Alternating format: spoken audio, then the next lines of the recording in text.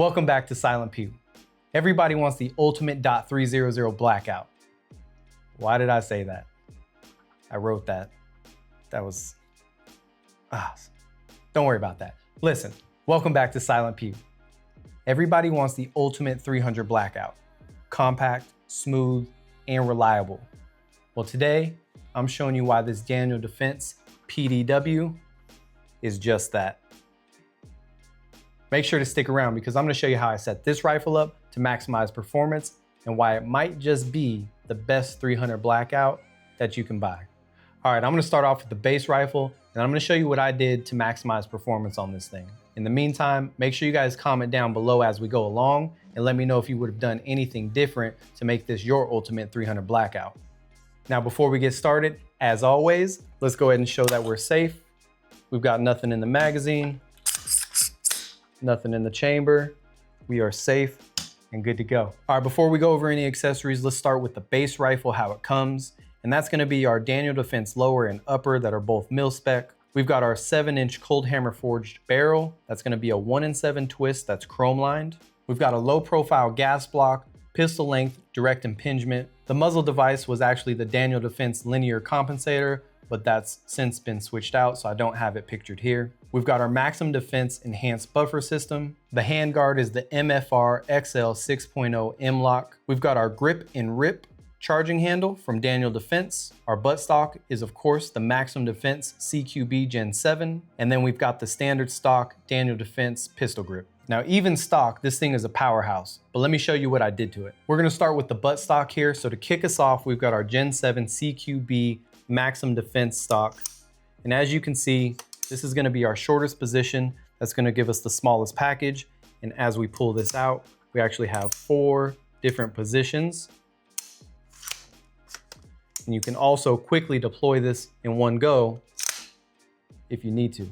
Now, of course, I had to take out that stock trigger and I went with that Daniel Defense SSA X, and this thing is crazy. Super crisp, light break, and I love it. Check this thing out, check this thing out. One more time. We're safe. Let me make sure you guys can see this. That's the take up. I'm on the wall right there. That's crazy. Hold on, check this out. That's the take up. That's the wall. That's the break. That's it. Hold on, let's get a reset here. Wow, hold on. Now check the reset. Right there. That thing's crazy. If you guys haven't used the Geisley trigger, you have to give these things a try. That's insane. Now moving up to the glass here, I went with that tried and true EOTech, and this is gonna be the XPS. And this one in particular is actually meant for the 300 Blackout. As you can see there on the side and on the top, we have the holdovers for subsonic and supersonic, which is of course why I had to throw this on here. And then you'll see we've got that Unity tactical riser. And I know you're probably gonna be like, oh, you got the riser on there. Listen, I put it on there for a reason. When I have this thing, I know I don't have stock out right now. When I have this thing like this, okay, I have my thumb on this tape switch here, and we haven't covered that yet, but my thumb was in my line of sight in the optic, so I had to throw that riser on. It made sense, it feels comfortable, keeps my cheek weld still right where I need it to be. And to be honest, I love it. Now, when I was getting this right, I was thinking, this has to be for home defense. This has to be a truck gun. This has to be all around. So what I did is I put the EOTech up top, but if this thing fails, I went with the Magpul flip up sights. We've got the front and the rear. And as you can see, those are gonna be offset. So I can quickly put that on a 45 degree if I need to. And that's gonna give me all the sights that I need just in case anything goes down. Now, as stated, this is gonna be my home defense for the most part. And in most situations, we're probably looking at a nighttime situation and I'm gonna need that positive identification. So I of course went with the Surefire Scout Light Mini. And as you can see there, I've got that off to the right. And with this taper switch, close your eyes if you need to. Boom, positive identification right there at night in case a a bear breaks in is in my kitchen and I'm walking down the stairs at nighttime, and I need to see that it's a bear in my kitchen, in case you've seen the video.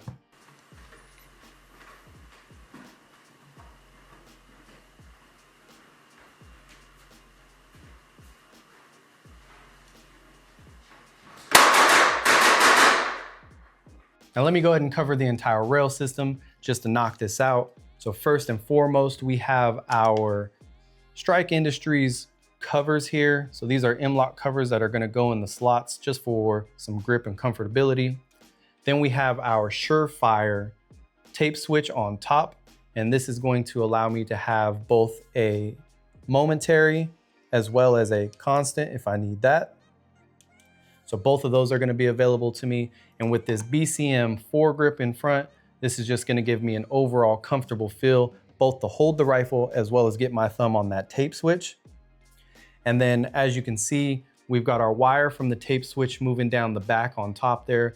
And all I have here is just a bang band from Strike Industries holding that in place just to make sure it's not flopping around or getting in the way or anything like that. That's gonna be the front rail overall, but pretty tight, compact. I got everything on there, so that's what it looks like. And then finally, moving up to the front, hold on, let me take this off.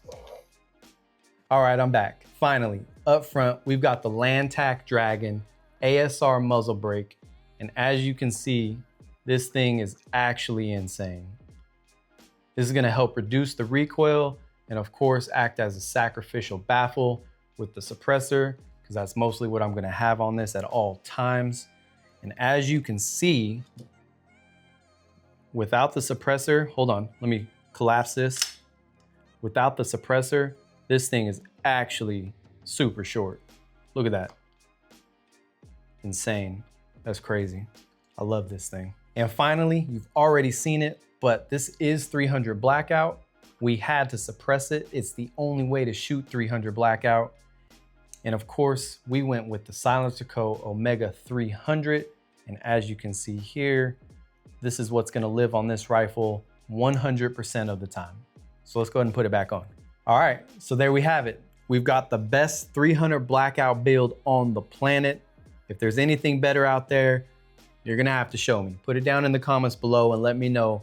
Otherwise, we're crowning this as the best 300 Blackout out there. Or is that the best 300 Blackout build? Might be small, but I have a real one in the safe. All right, that's my build. Thanks for checking it out. As always, make sure you like the video and share it with a friend or two, and subscribe, turn on notifications, and check out this video right here as well.